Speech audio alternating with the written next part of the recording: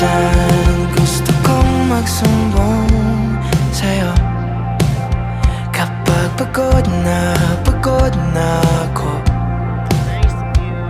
Tama pa bang init na yakap mo ang hinahanap ko?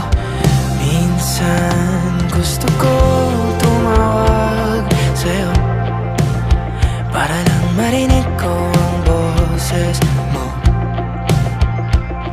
Mali na ba kapag nakangiti ako?